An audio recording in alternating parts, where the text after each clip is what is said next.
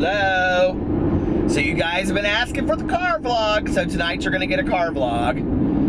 It's 1:22 in the morning, and I am running to the casino. I have not been to the casino in like 3 or 4 weeks. And since we were out of town for my birthday, I thought, you know what, I'm gonna go tonight. I only have like one thing I have to do tomorrow. So I'm gonna go up there tonight, and yeah. I did a YouNow stream tonight that was so much fun. If you guys do not follow me on YouNow, you should go to YouNow. You can watch it on your computer, younow.com. It's free to sign in. It's a free, or you can download the app. The app is for free too on your phone and watch me. And if you fan me, you can get notifications when I go on. I usually go on every night. Sometimes I go on between like 10, 11-ish, around then usually. A lot of people like watch it while they're going to bed. I just talk and interact with people, answer questions. We have a good time. It's like a slumber party, so to speak. And you can subscribe to my YouNow channel if you want. You get all kinds of free stuff, and it's $4.99 a month. But it's not like Patreon, and I don't make the whole thing, so. But it's fun. You get little stickers, and you can watch all of my live streams like later. They like archive them and all that stuff. So yeah, it's fun. And I had a great time tonight. It was so much fun in there. And it's been a really good day. I slept in late today because I watched an episode. I watched like 2 episodes of House of Cards last night and stayed up too late. And then I slept in today, Sunday. And then what did I do? I ran somewhere. Oh, I just did like bills and stuff. And Alex was doing some work. And then we went over to his Aunt Jackie's house and had Sunday dinner with his Aunt Jackie, his Uncle Ed, his mom, because his mom's birthday was yesterday and mine was the day before. And, no, his mom's birthday was the 30th and mine was the 29th. And then we had, and then his grandma was there. Was that it? Yeah, that was it. It was Alex and I, his mom, his Aunt Jackie and Uncle Ed, and his grandma. And they made steaks on the grill, and then we had baked potatoes that were amazing with all cheese and stuff in it. That's the second day in a row I've had a baked potato. Sometimes I love baked potatoes and sometimes I don't, but recently I've been like really into baked potatoes. And it was such a good meal. And it was so fun just having like a nice family Sunday dinner. And I miss that. I used to do that a lot with my mom on Sundays. Like, my ex and I would go over to my mom's house a lot on Sundays, and she would make like a home-cooked meal, like chicken curry, or meatloaf, or chili, apple muffins, orange bread. What else does my mom make? Spaghetti, tacos. You know, I don't like tacos at home, but. So yeah, it was fun. We had a good time, and then we sat around, and like before dinner, we watched part of Pretty Woman on TV. We were just like watching movies on cable, and Pretty Woman was on, so we watched part of that, and I love Pretty Woman. It's one of my all-time favorite movies. And then after that, like when we were done with dinner, Overboard with Goldie Hawn and Kurt Russell came on, and it's Alex's mom's favorite movie besides Mamma Mia. So we sat there for like 2 hours and watched Overboard. I had totally forgotten about that movie. And it was so cute. I love that movie. If you guys don't know, I've told this story I think on here before, but my stepmom she was like obsessed with Oprah when I was growing up, and we used to go to Chicago like every December 14th or 15th. My dad had this convention, so we would go up there and go see a play or a musical. We used to always go see this play called Sheer Madness, because I always got to pick the play. And I would wear like a tie and a little overcoat, and it was we would go out to dinner somewhere nice, and we would go see this play called Sheer Madness. And Sheer Madness was like this interactive play about this murder that happens in this, what do you call it? Hair salon. I loved it. We would go watch it every year. So anyway, this one Christmas, I was like 14, I think, and I went down to get to the concierge, and I asked him if they could get us tickets to go see Oprah. And at that point, like teenagers could be on it. And so he got us 2 tickets to go see Oprah, and I surprised my stepmom. That was like the Christmas present I got her that year. and we went on Oprah, and the topic that day, the guest, was Goldie Hawn, and we got to see the movie. We watched the movie Overboard in the theater, like in the Oprah theater, and then she came out, and then like Oprah interviewed her, and my stepmom even asked a question. She was like, is it difficult to like raise kids and have a career at the same time? And somewhere, I don't know where it is, but I have the VCR tape. Somebody said they looked it up. I talked about this recently in a live stream or on here. Somebody said they looked it up and found it, the Goldie Hawn interview on Oprah. But you can see me. I'm to the very left of the stage. My stepmom at the time, she looks nothing like she does now then, but she had like a red dress on, like a red Christmas dress. And, oh Lord, I almost missed the exit. And she, and I'm sitting right next to her in like a plaid shirt. And that's little Peter, 14 years old. I don't know if it exists on YouTube or not. I should look. When my phone is going like off. Why is it doing that? When I pull over, I'll look and see. But anyway, I had forgotten how cute that movie is. So we watched the whole thing and then we left. And then I came home and Alex watched the series finale of Pretty Little Liars. And he was watching something else and I took a nap for like an hour, and then I get up and I did my YouNow stream, and it was fun. It was and I read a little bit today too. I've been reading so much lately. I just went and bought Leanne Moriarty's The Perfect Husband, which is like another book. She wrote Big Little Lies, because I'm so into her right now.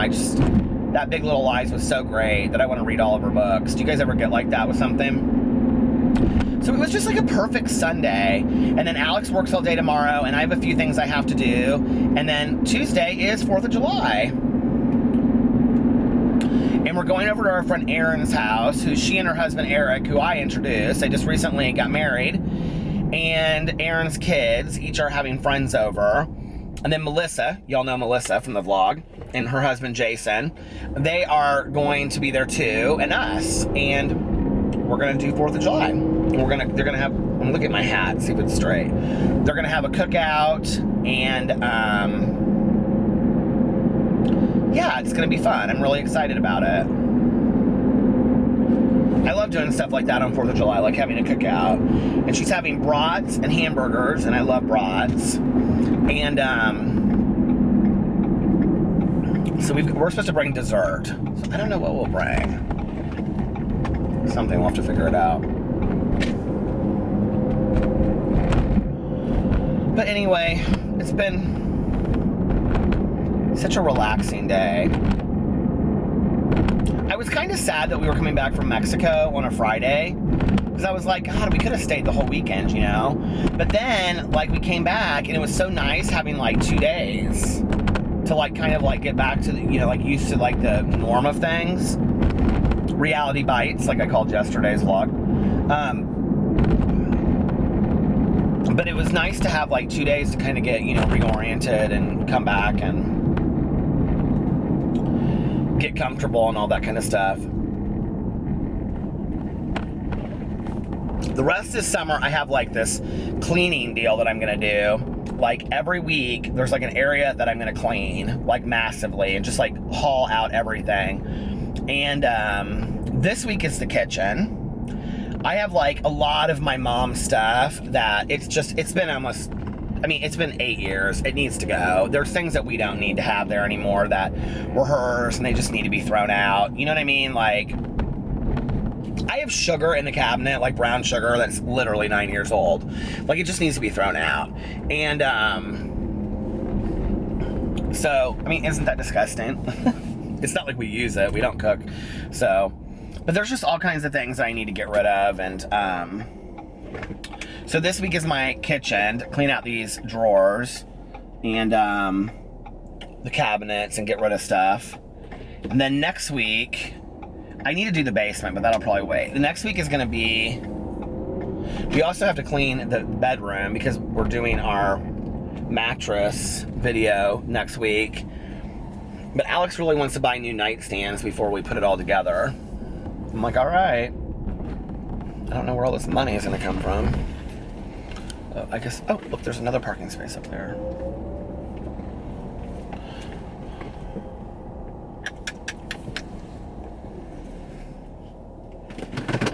I'm gonna look really quick and see if this Goldie Hawn is on Oprah. I doubt it is. Goldie Hawn, Oprah, Overboard. People are like walking all around my car.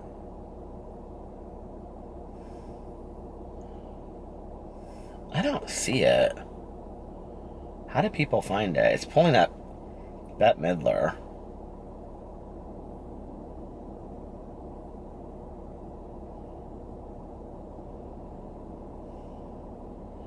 Well, if somebody found it, send it to me. I'm not finding it.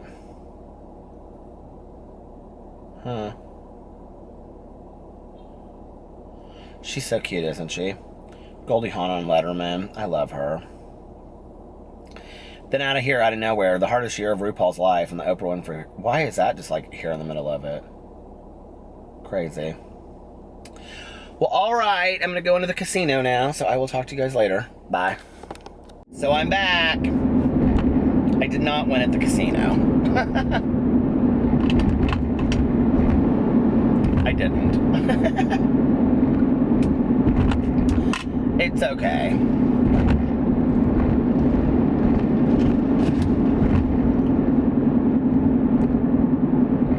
I don't know what I want to talk about tonight. I feel like I'm in a very talkative mood, but I'm not really sure what I want to talk about. So let's just see where this goes. I had a good time at the casino.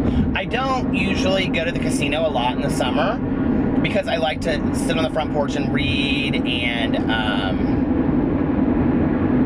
drive around and listen to my audiobook. I don't really enjoy going to the casino in the summer. And I'll have to be honest with you, like, I had a good time, but, like, I could have not gone, and I probably should have just saved the money. So I didn't really spend that much money, so it's not like, but I kind of just wanted to get out of myself tonight, and that's why I went, but, you know, it is what it is. What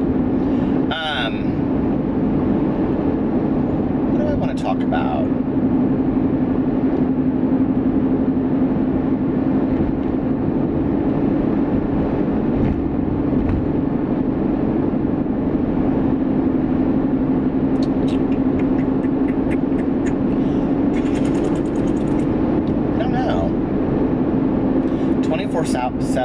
Rental center.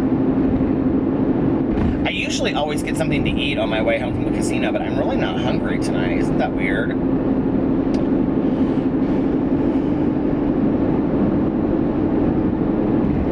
I'm like excited for July. July is always a good month for me.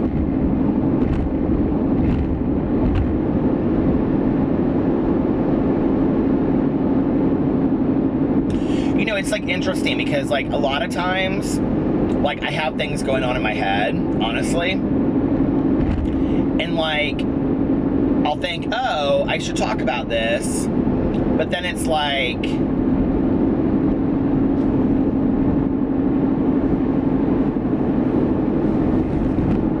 I don't know that, like, this is gonna sound so weird, but like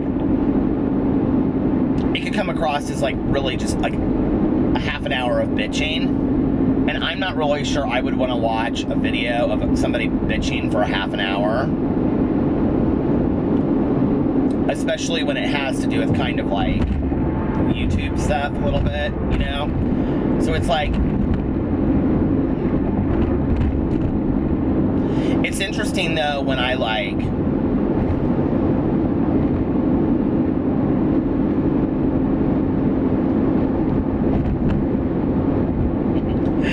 I'm like, do I say it? Do I not say it? Like, because if I say something, like if I made a comment about like, let's see, like a comment I received or like a Snapchat that I got or something like that, then you guys would all be like, is he talking about me? Am I the one he's talking about? And then you would be offended by it, right? Because you wouldn't know if I was talking about you or not, which it might be a comment that I got on a video because, see, like, if you're watching this video today, like, or whenever I put it up, like the majority of the people do, or the day after, then you're thinking that it's a comment on a video like that of today that's current, right? When it could be a video, like, because when I go in and I can see my comments on my videos, I see people comment on videos that I posted 6 months ago, but I'll see it like in real time, like on my phone. It shows like on the creator app, you can like go in there and you can just read all your comments. So like if somebody watched a video of mine from 6 months ago,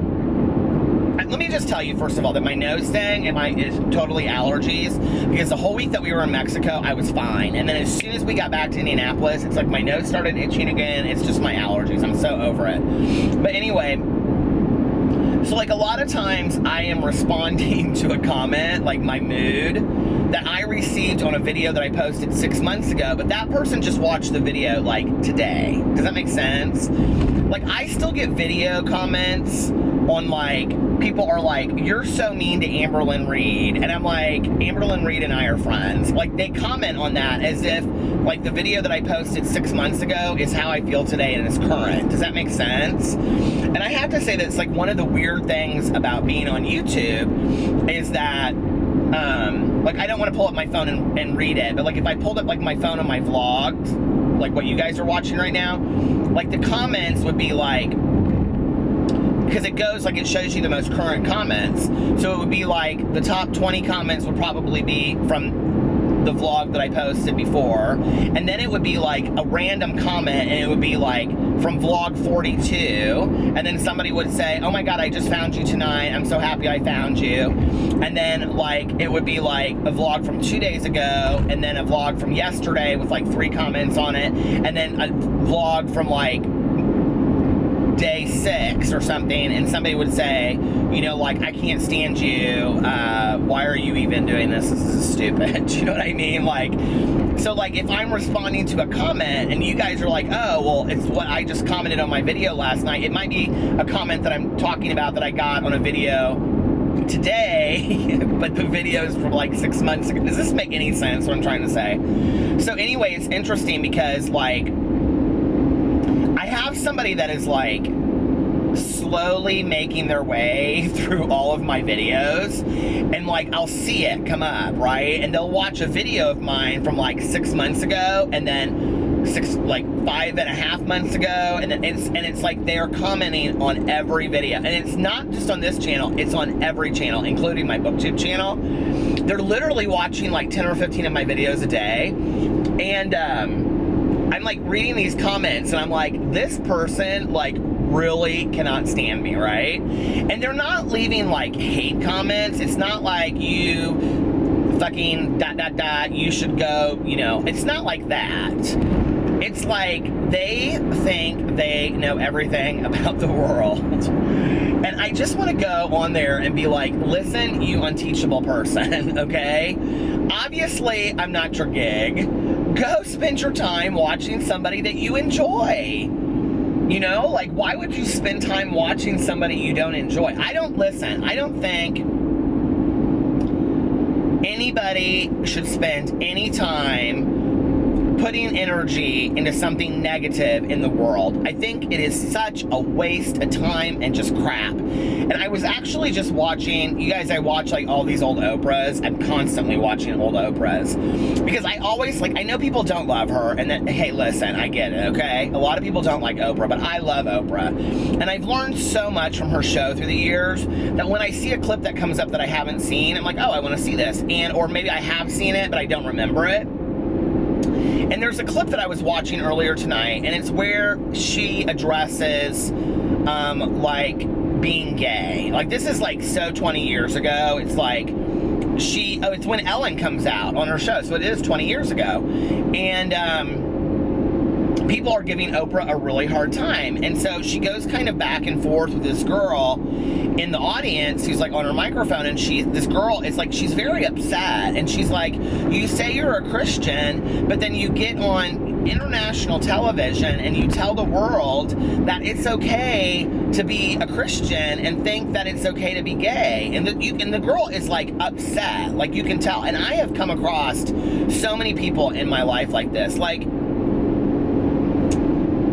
I had no idea this is where this conversation was going to go. Like, you know, it's interesting to me. Like, the people that I meet that have the hardest time with me being gay are not people that are homophobic. They're not people that are hate mongers. They're not people that are ugly human beings. They're actually really good people that have very strong faith, and their faith tells them that it's not okay to be gay. And then they meet me and they realize Peter is like so just like everybody else. He's just like a very down-to-earth, compassionate, caring person, which I like to think of myself as being. He's very honest and direct. And he and his husband interact with kids, and they're normal, and they have nephews, and their family adores them. And, you know, they have a life like any other couple, and they have dogs and a house. And what do I do with that? Like, that messes with everything I've always believed. And then they become very protective of their faith because it scares them. It's like, you know, it's like it's like a small crack in the wall and breaks down the foundation. So if they've believed all their life because they were taught that, you know, and I'm not saying there's anything wrong with that. I am a believer in religious freedom and spiritual freedom, no matter what. I believe that. I believe that our country is based on that. And I believe that we have a freedom of rights and a freedom of beliefs. And once that is gone in our country, and it scares me sometimes that we're headed in that direction,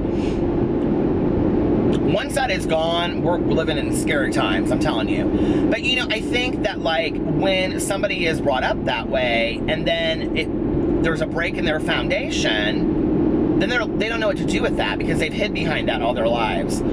So you could tell that this girl on the show was, like, very upset because she really liked Oprah. You know, you could tell she's, like, crying on the show, and she's like, but you can't say that. It says in Leviticus, it says in the Bible, and Oprah's like, listen, and I loved what she said. She said, whether I go to hell or whether I go to heaven, I take complete ownership over. And she said, you know, I do not believe that the God of my understanding, the God of my belief, makes people a way to go to hell. And she was like, I believe that Ellen was made the way that Ellen was supposed to be. And, you know, she's like, and if I'm supposed to go to hell, then I own that because of my beliefs. And she was like, but I believe in a loving God that does not, you know, see color of skin, that does not see gender, does not see age, those kinds of things. Ethnicity, sexual orientation. And this girl can't, I mean, she just can't. She's like so upset with it, right? And, I just thought it was like this pivotal moment when I was watching the show because it was sad. Like, I love that Oprah stood up for that, but at the same time, it was sad to see the breakdown of this girl's foundation. She was like, how do I wrap my head around that? And I think, like, I had a very good friend of mine that I had been friends with for years. Oh, no, this is what Oprah said at the end of it that I loved. She said, but what I do suggest is those people that want to condemn people to hell on earth, why don't you spend that energy of condemning others and do something positive with it and make a little heaven on earth here for yourselves instead of spending so much time making hell for others. And I think that's really true. You know, it's like we can spend our time. Like, I think, like, okay, it's interesting. Like, I think that people, I was talking to Dustin Daly about this yesterday because, you know, there's a lot of this, if you guys watch my main channel, which I know the majority of you do, there is this whole thing of, like, are you a drama channel? Are you a drama channel? Whatever. And I don't really care what anybody refers to me as. But when we were in Mexico, Alex and I were having this conversation, and I was telling this to Dustin last night. And Alex was like, what is the direction of your channel that you want to go on your main channel? I said, I'm still going to do magazine videos. I'm still going to do story times. I'm still going to do rants. But right now, I've been doing a lot of, like, drama videos. And Alex is so just disinterested in all of this, right? And he was like, okay. He was like, but so you just want to get on there and talk about people? And I said, absolutely not. I said, I feel, and I do feel this in my heart and soul, that what I have to offer is this. I have some life experience. I've screwed up a lot in my life, you know? And I'm not afraid to get on camera and talk about my life experience and say, hey, maybe we do things differently. Maybe based on what I screwed up on, this is how we do things, you know, whatever. I said, I want to do my videos in response to what's going on with other YouTubers because I'm interested in that, because I love that, because I'm an uber fan of YouTube. But I always want there to be a lesson at the end of it, okay? Of how we can live better lives. Not you. I'm not pointing to people and saying, you need to do this. I'm saying we all need to do this, myself included. How we can live better lives, how we can remain teachable, and how we can help one another, you know? And how we can be responsible for the next generation and what we're putting out there. Thank God I had some adults that felt responsible for my future, you know? And what came into this little head of mine. And I think, like, that's what I want that direction of that channel to go on. You know, yeah, I want it to be funny, haha, and all that kind of stuff, but I do want there to be, like, a lesson on it. Like, why would you, I believe that every moment that you have can be a teachable lesson, you know? And I learn from people all the time, younger and older than me. Gosh, sometimes I learn from, you know, 10-year-olds more than I know of myself. And, I mean, have you ever looked at a 10-year-old that has so much confidence and you think, my God, how does she have so much confidence? I wish I had that confidence, you know? And, so I think that it's remaining open and teachable in things. And, you know, I feel so blessed.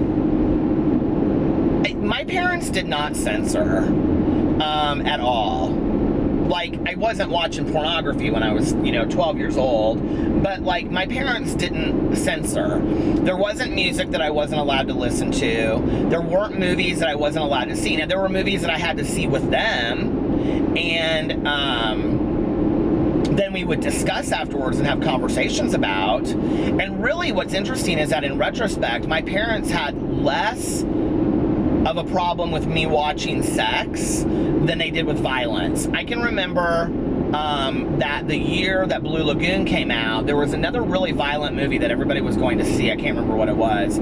But I wanted to go see that movie because all of my friends were talking about it and, like, seeing it with their dads and sneaking in and seeing it. My parents wouldn't let me see it because they didn't want me exposed to a lot of violence. But I do remember that I watched Blue Lagoon, which had full frontal nudity in it, and, you know, and whatever, and I can remember just watching that movie and thinking, okay, what? I mean, but I was gay, I didn't know it then, you know? I mean, it was gorgeous scenery, but other than that, I mean, I remember thinking to myself watching the Blue Lagoon, I want a little house like theirs on the beach, you know? Like, I didn't think sex, and, but my parents always talked to me about stuff like that, you know? And we were a very open household. My parents were separated when I was young, and, you know, they did not get along. I won't say they hated each other, but they did not get along. But when it came to parenting, they were right on the same page. I mean, nothing ever happened at one house that didn't happen at the other.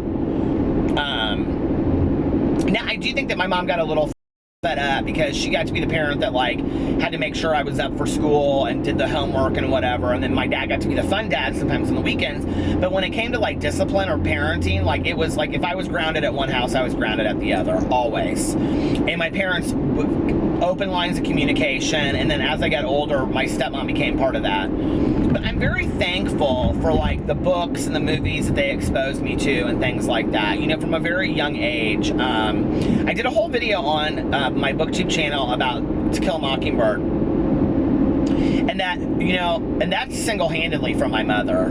My mother, I think I saw the movie first, actually, in about 5th grade or 4th grade. And then I remember reading the book in 6th grade. And I read it for school, but I read it with my mom. She would read it at the same time that I was reading it. And I remember we would talk about it, and she would ask me things about if I didn't understand about Tom Robinson and, you know, the rape, and did I understand what that meant. And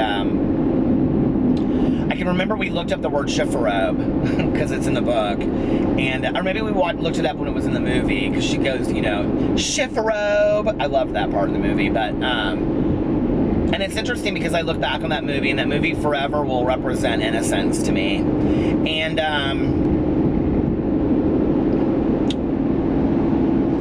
I did this booktube video and I talked about how I wouldn't be who I was if it wasn't for To Kill a Mockingbird. And I talked about the lessons that I learned from that book, you know? And that was a very decisive move on my mother's part, to have that book be fundamental to who I was. We watched it every fall. I remember my mom would make a pot of chili and we would watch it every fall, like right as I was getting ready to go back to school.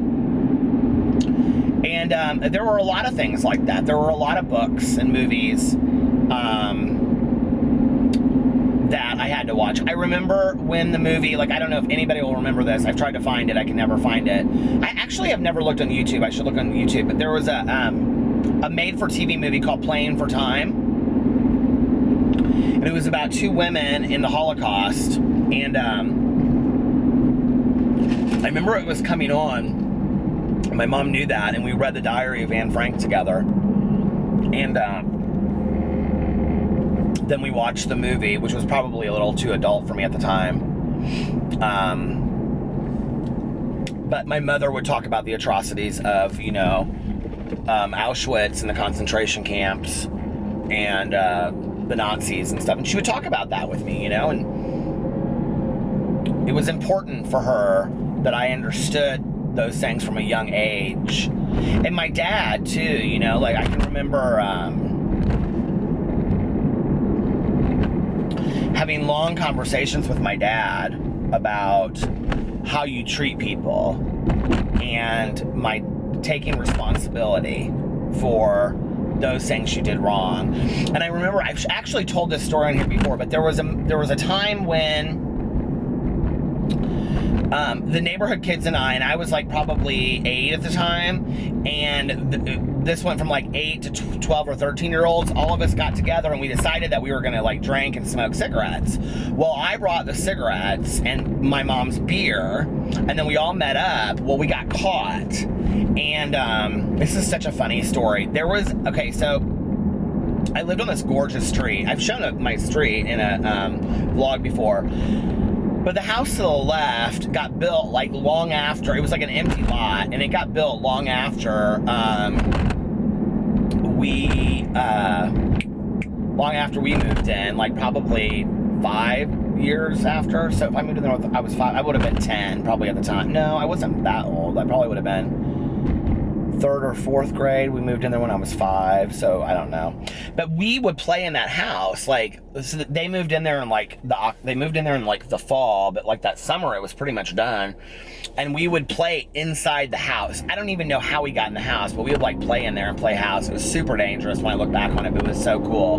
Because I mean, it had carpet, and we would go in there and play hide and seek and shit, like 10 of us. And so one night we went in there and it was pouring down rain, and we were drinking and smoking cigarettes and stuff, and we got caught. And they all told on me, and they said that I was the one that brought the beer and the cigarettes. Well, of course, all the parents were looking for somebody to blame, right? And so there I was, the youngest of the bunch, pretty much, except for one other person. And I can remember standing out front. Now, my parents were separated or divorced at the time, and I can remember these parents, like, I can remember this one man, this father, screaming at my mother, and she just was standing there and, like, trembling. And we, like, walked, like, they all left, and we walked inside. And I remember my mom looked at me and she said, "Sit on the stairs."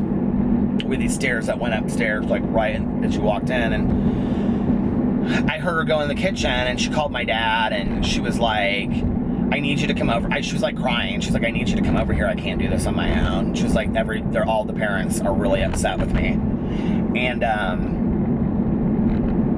so I remember my dad came over, and they went, and I've talked about the library that I had in my house. They had this like library with French doors, and they made me sit on the stairs while they went in there and talked. And they came out, and I remember them, I was sitting on the stairs, and they were kneeling down on the slate floor looking up at me. And my dad said, "Is it true?" And I said, "Is what true?" And he goes, "Were you smoking cigarettes and drinking beer?" And I remember I nodded. And like, this is like such a profound moment in like my growing up. It brings tears to my eyes.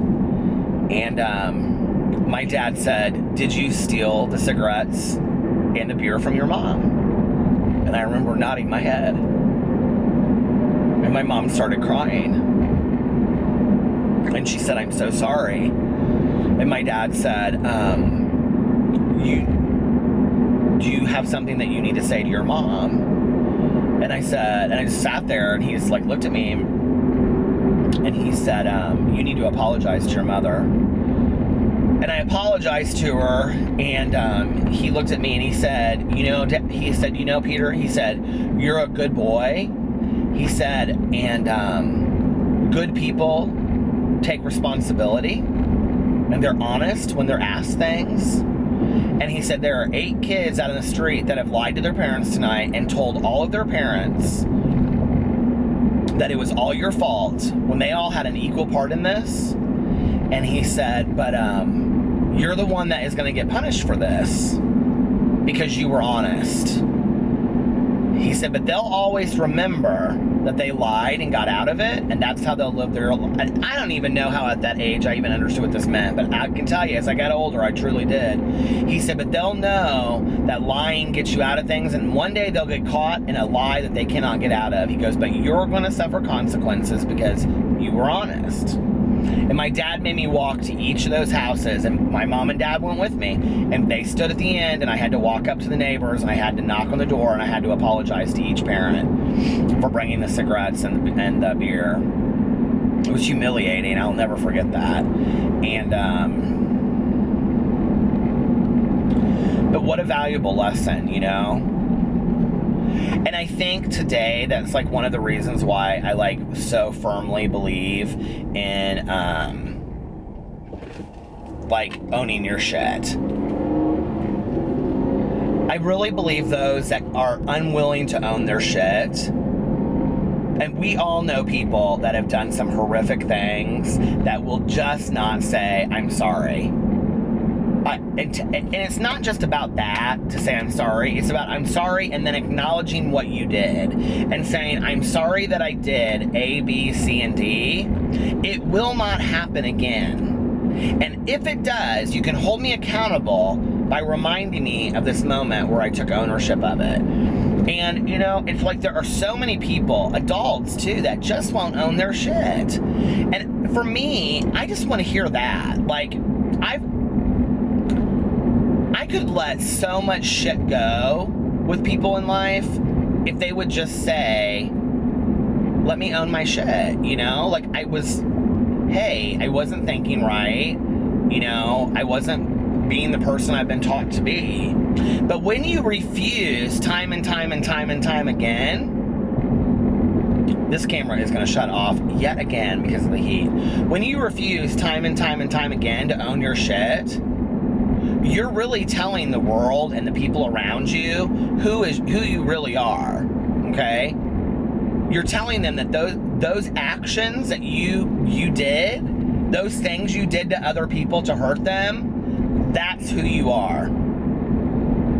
You cannot come out once and apologize to people and not own your shit and then come back again and apologize, because people will hold you accountable for what you did and did not apologize for the first time. I'm not somebody that will sit there. If somebody wants to come to me and apologize and say, hey, I'm really sorry. What are you sorry for? Well, I'm sorry for this. And I'm thinking to myself, baby, you got 5 worse things you should be apologizing for right now, but I'm not going to tell you what you need to apologize for. That's your shit, right? And then they come back to me again. Oh, well, I need to apologize for this too. Or they do it again, right? They repeat the behavior. Or then I'm going to apologize for it. You should have done it the first time. You should have apologized for all of that the first time and made sure it didn't happen again. See, now I know who you are. You know, Maya Angelou said, the quote is, when somebody tells you who they are, believe them. They know themselves much better than you do. Believe them. When they show you who they are, when they refuse to acknowledge and take responsibility for the actions they have imposed on others, the hurt, the pain, the lie, the deceit that they have imposed on other people, they are telling you, that is who I am. Believe it. They know themselves much better than you do. It's a very powerful lesson in life, but many of us refuse to believe it. Okay, I'm gonna let this camera cool for a second because it's about to like blow up on me. The yellow light's just solid now. I'll be back in a second. All right, I probably should have just ended it there and said good night. I turned off the radio and it was that. I think it's Kenny Chesney, that song. You had me at hello. Do you guys listen to country music? I love country music. It's like a little unknown fact about me. My husband cannot stand country music. He's like, ugh, you love that country music. I do. I love it so much. But anyway, no, to go back to that, you know, I think, like, it's like the old saying, like, what's the saying, you know, fail me once, shame on you. Fail me twice, shame on me. And I think it's like, or something like that. Somebody can correct me below, because I know I got that wrong. Hurt me once, shame on you. Hurt me twice, shame on me. Meaning that, like, you know, if somebody, when they show you who they are, believe them. Like I said, you know, it's like, how many times have we given people like 4th, 5th, 9th chances? Now listen, I've said on my videos a lot that I believe in giving people 2nd, 3rd chances. But when it's about owning your shit, it's a little bit different. You know what I mean? It's like, why couldn't you just have done it the first time? Like, or maybe you shouldn't have made the apology at all. I do give people, like, the thing is, I do give people, like, so many chances. And that's why I think I get hurt. And then in retrospect, I look back and I go, well, I knew the first time, you know, that this is who they were. Like, I saw it in their behavior. So why did it take me 2 years to, like, finally walk away from that friendship and say, you know what, like, no, I don't deserve this, and I don't need this anymore in my life. I'm sure you guys relate to that on some level, you know. It's like, and it's hard when it's a family member, but you can set limits and boundaries with family members.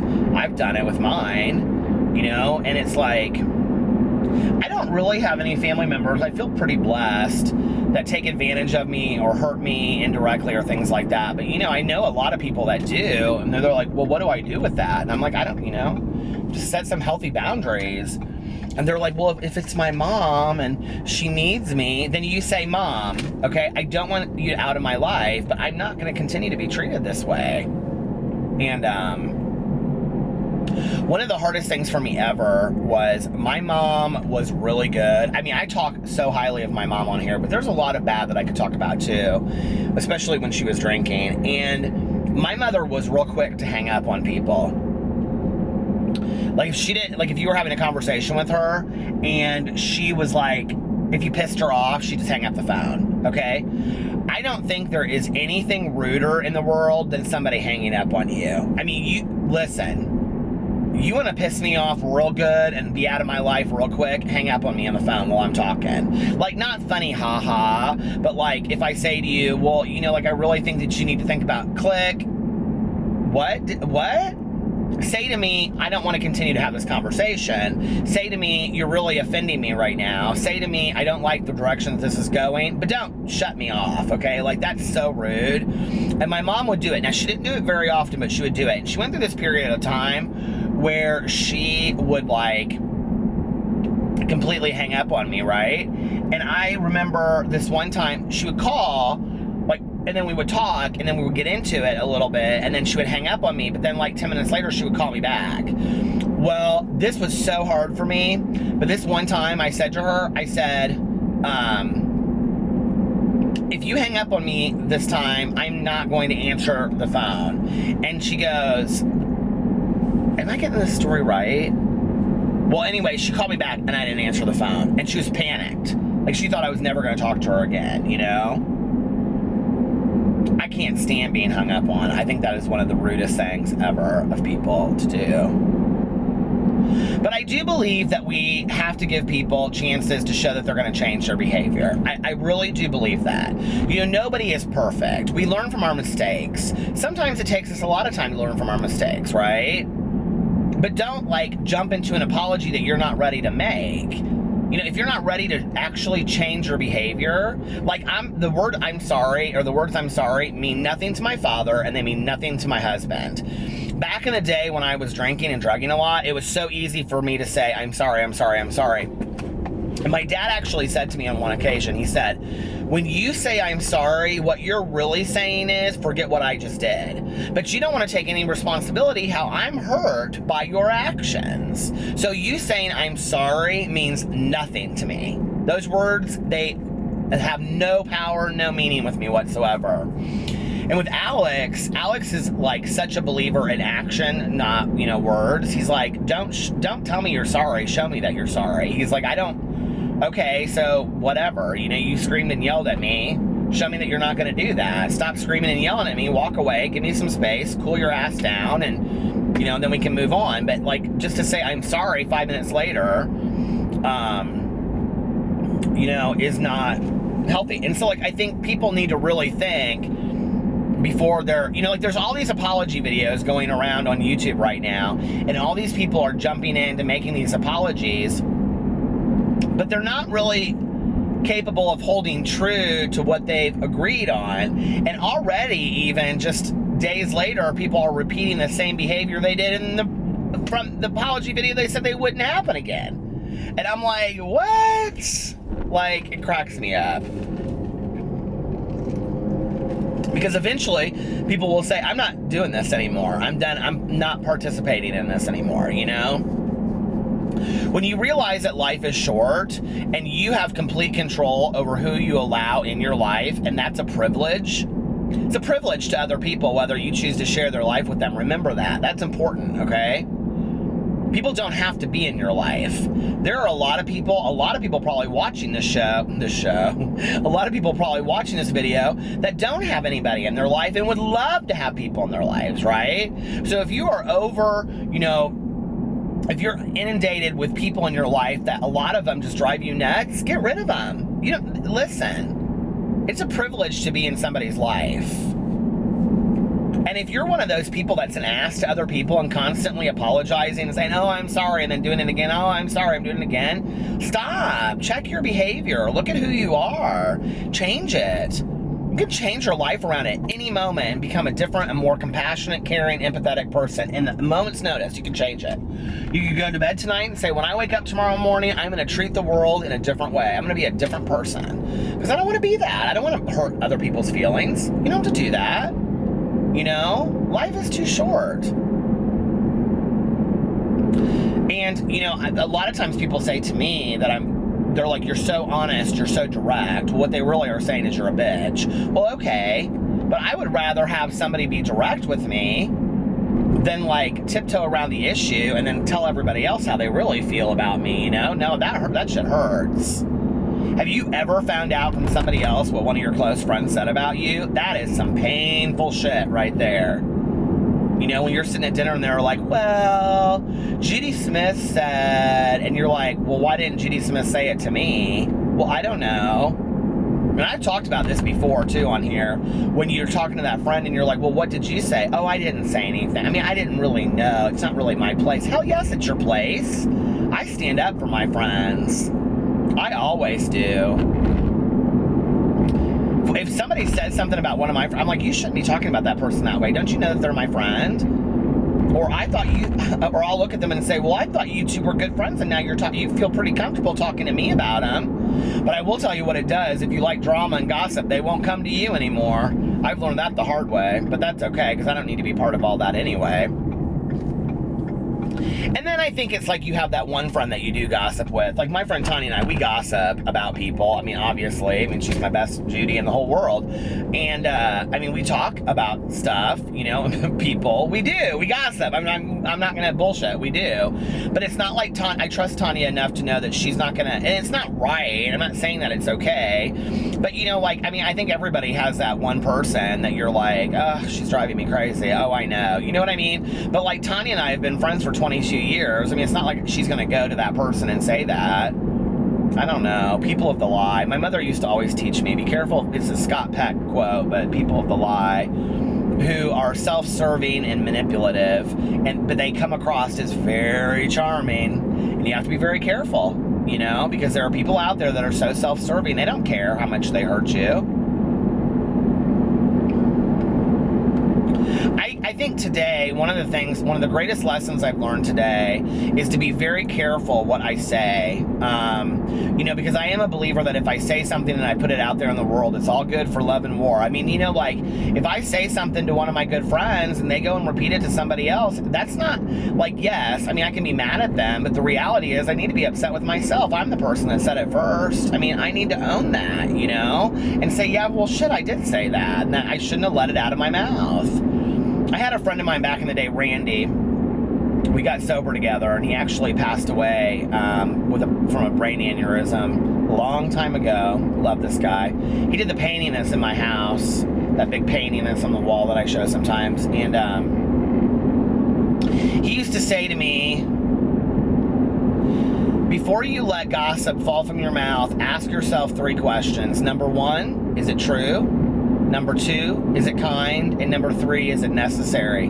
If you can answer yes to all 3 of those questions, let it fall from your lips. And if you really ask yourself those 3 questions about something you're about to say about somebody, which, don't go watch my other channel then. But I mean, if you really truly do believe that, though, in your personal life, it's really hard to talk about people, because would you want them talking about you the way that you're talking about them? I mean, I think it's a good question, And I think that none of us are perfect, and the aim is for us just to be better versions of ourselves on a daily basis. And so I think it's, all of that.